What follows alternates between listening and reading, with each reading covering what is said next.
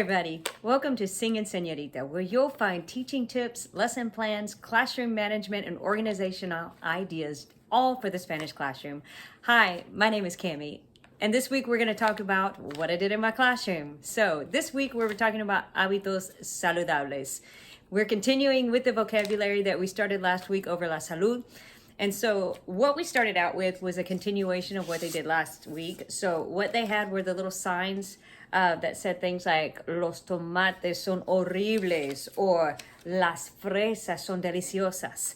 And what I did is I hung those around the room, and after we practiced our vocabulary, we did a gallery walk. So underneath these, I just had a regular sheet of blank paper all around the room. I think I had 24 of these around the room. So what I did with my class is each student would just pick one, and what they had to tell me, whether they were in agreement with that statement or not, and what they believed. So if they said estoy de acuerdo, then they would say creo que las fresas son deliciosas, or también creo que las fresas son deliciosas. If they were not in agreement, then they would say no estoy de acuerdo, and then they would say no creo que las fresas son deliciosas, or they could say creo que las fresas no son deliciosas, or some kind of variation of that showed that they did not agree with that statement. And then after that, the second day, on Tuesday, we did, I call it debes or no. So I took masking tape and I put a line down the middle of the room and moved the desk so that there was a big center portion. I had the students line up on the line, and then on the board I had two sides, one that said debes and the other said no debes. And then I would put statements from their vocabulary at the top of the board, such as hacer ejercicio. Debes hacer ejercicio. And if they should, they would step to that side of the line. If they shouldn't, they would step to the other.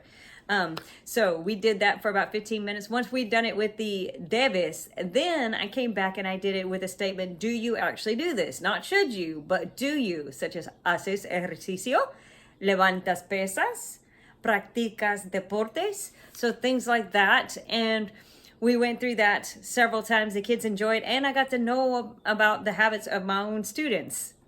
Then after that, we did, because Easter was coming up, this was the week before, I don't know if you can see that, we did a color by conjugation. So we had just introduced the verb ser in all of its forms. We've been using the yo and the tu, but then I taught them all of the forms, and then they ended up with these, which I hung them on the wall because I thought they were cute, and they were just a way to decorate for Easter. So I love this color by conjugation. I had my Spanish 2 also do some with reflexive verbs. Then on Wednesday, what we did was a very interactive lesson. So I try to mix it up between things where they get to do it at their desk and things where they get to do it individually, but they get to be out of their seat, and then a lot of interaction. So of course, every day we practice the vocab with Quizlet, but this week we were focusing because I knew that they were going to be having a speaking quiz at the end of the week. So what I did, we had this activity called Los Hábitos Saludables. So in this first part here, it asked them, ¿Cuál es tu bebida favorita? ¿Cuál es tu comida favorita? They had to answer that on their own. Then they had to stand up in this next section. They had to find 10 people and ask them that same question and write down their response in Spanish. And when that part was finished, they had to tally the students' answers in the different food groups. So frutas, verduras, carnes. Once they did that, I had them graph their results for that class. And then they graphed the drinks for that class. And then I asked them questions about the healthy habits of their classmates. So that class period, as far as they got to the graphing that class period, because we were doing some other things in the beginning of a class, and then they had to ask 20 questions, talking back and forth with their classmates. So the following day, what we did, I had the questions that we have been practicing that came from this worksheet, and then another worksheet we did where they have to ask their classmates questions. And I made 36 questions, and I put them on little cards, such as comes muchas grasas, or comes un buen desayuno, debes comer frutas, things like that. I made 36 cards, and I handed them out as soon as they walked in the classroom. They just got them when they came in the door.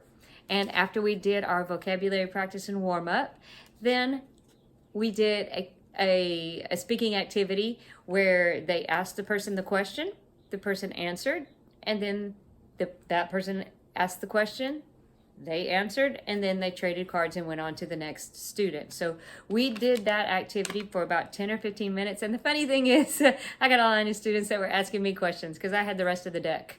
So the kids would come and ask me the questions and then move on to another student, which I think is fun that they want to participate with me in the classroom.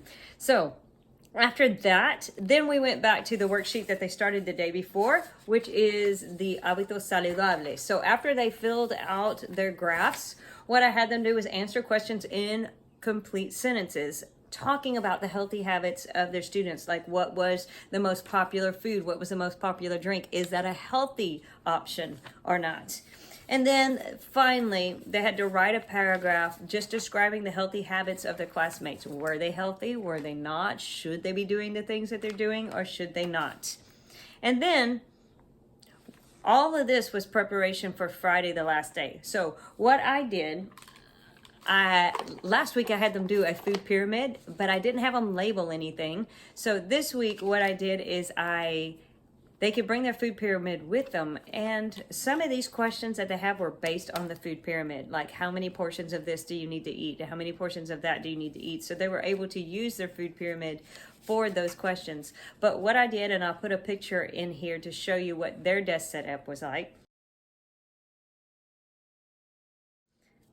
But I had their cards and I just spread them out, and I told them to pick 5 and lay them face down on their desk. And all I did was I picked up the card without them seeing it, and I read them the question and had them answer it. So they went through 5 of those, and then we went on to the next student. So the way that I run my speaking quizzes, I usually have another assignment for kids to be working on while kids come one by one. So any volunteer that I don't have to make come and do their speaking test, I give them stamps on their stamp sheets, and I'll link where I talk about the stamp sheet down at the bottom. So that's how we ended our week. It was a very good week. They did very well on their speaking quiz because I think they had enough practice throughout the week with the different questions, and they caught them very quickly, and I had a lot of good results. And that's what I love to see, that the things that we do each week, they build up to making them successful on whatever assessment that we're having that week. And you know, when that happens, that makes me a happy teacher. So I hope that something in this video has helped you, given you some ideas of things that you can do in your class, and I'll link all the things that I used down in the description box.